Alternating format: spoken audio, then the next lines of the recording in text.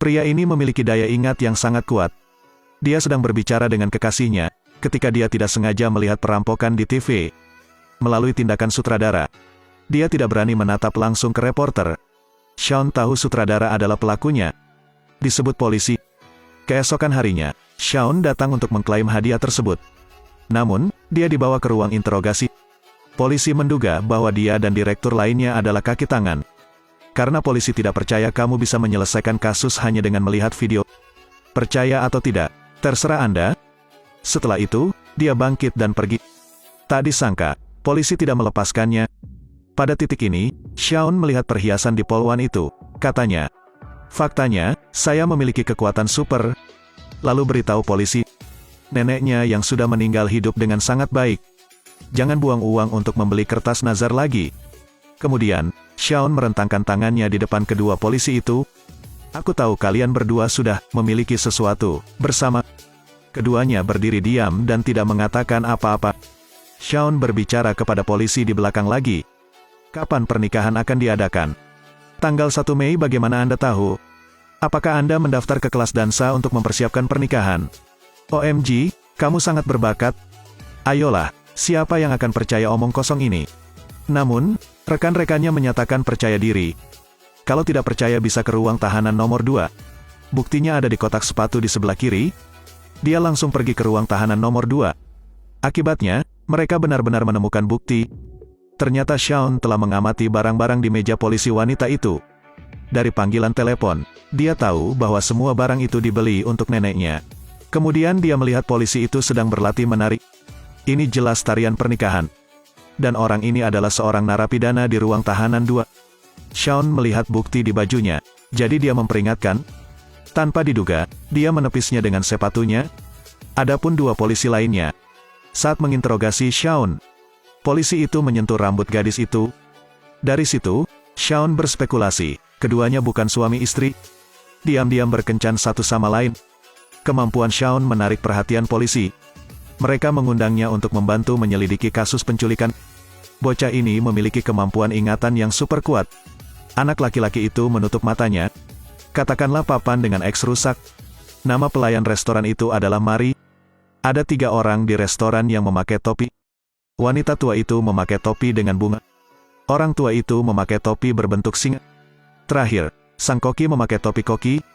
Jawaban yang benar, bapak baru itu mempersilakan dia memesan makanan. Dia ingin dia menjadi polisi yang luar biasa. Namun setelah beranjak dewasa, ia membuka ruang detektif swasta. 5 hari yang lalu, seorang pria kaya diculik. Polisi mengundangnya untuk membantu mereka. Jadi Shawn dan sahabatnya Gus pergi ke rumah orang lain untuk menyelidiki. Shawn mengetahui bahwa dia diculik bersama dengan anjing kesayangannya. Shawn mengira penculik manapun akan mengambil seekor anjing. Saya kira orang kaya itu tidak diculik. Karena pria itu menghabiskan banyak uang, ayahnya memotong pengeluarannya. Jadi dia bekerja sama dengan teman-temannya untuk membuat kasus ini.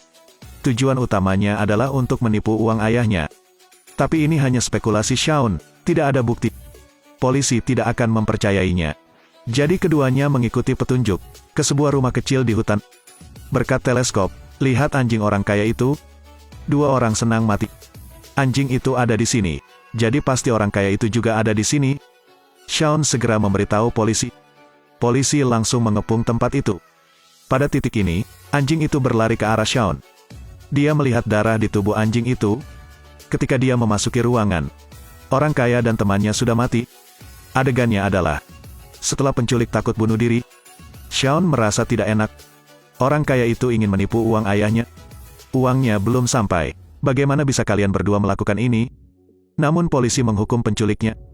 Shawn mengajukan banding. Tapi polisi tidak terima. Pada titik ini, Shawn melihat pergelangan tangan orang kaya itu terbungkus kain kasa.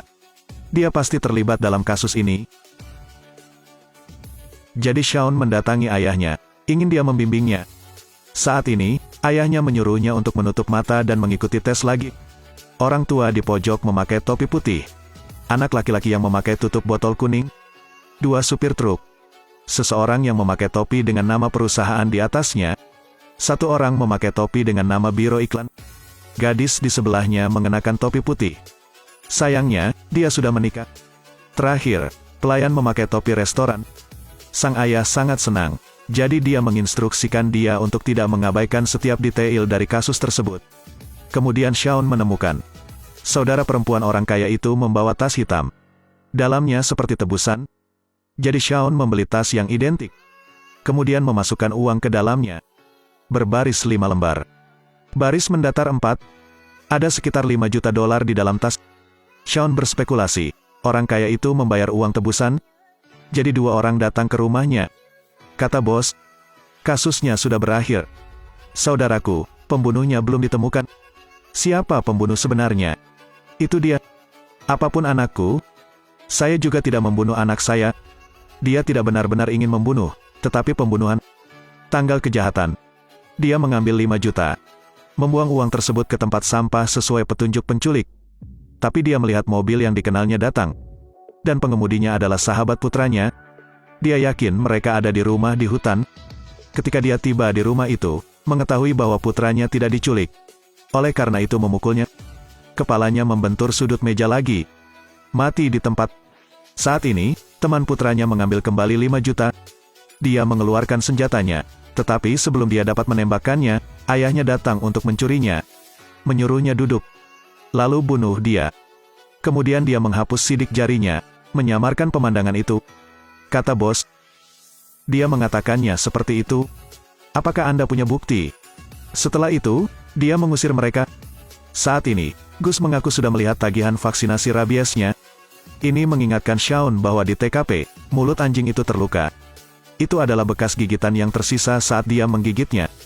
Jadi Shaun memanggil polisi untuk memeriksa pergelangan tangannya. Pada titik ini, dia mulai panik. Polisi melihat ini dan meminta untuk memeriksa lukanya. Melihat hal itu tidak bisa lagi disembunyikan, dia langsung mengaku. Polisi akhirnya mengakui kalau kemampuan Shaun sangat wow. Jadi Shaun mengubah nama ruang detektifnya menjadi ruang detektif wow.